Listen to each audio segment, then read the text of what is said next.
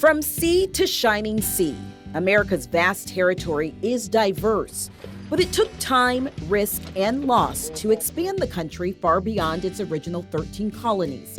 A large part of getting there is thanks to a North Carolina native son. I think President Polk really kind of gets forgotten about, and so a lot of people don't really know the impact of his legacy on not only the presidency but on United States history through that land acquisition. President James K. Polk started his life here in the gentle rolling hills of South Mecklenburg County. This was considered the Carolina backcountry. On November 2nd, 1795, America's 11th president, James Knox Polk, was born. Today, the President James K. Polk State Historic Site owns 21 acres of the Polk's original farmland, where their home probably looked a lot like this. And so the coffee cabin here is what we think to be really the best, closest example of what the Polk home might have looked like. Records show as many as a dozen people lived on the Polk farm at one time, including 5 enslaved people.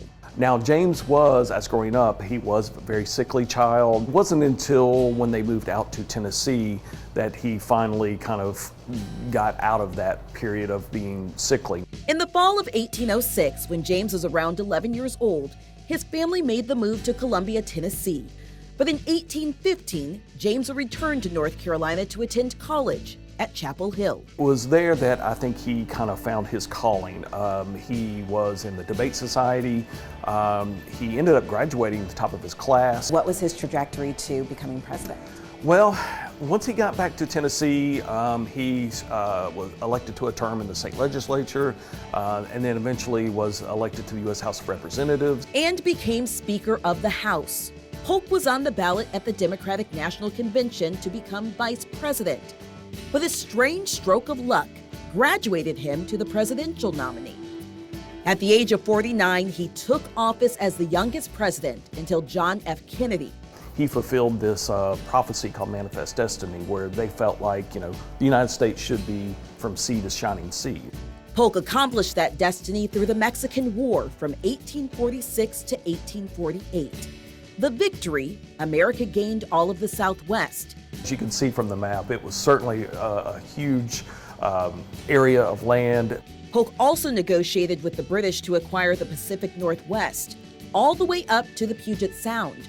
Polk struggled with illness over his term.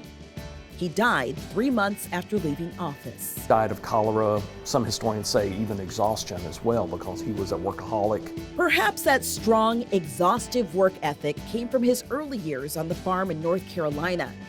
Formative years that in some way may have helped shape a U.S. president. Natisha Lance, WBTV, on your side.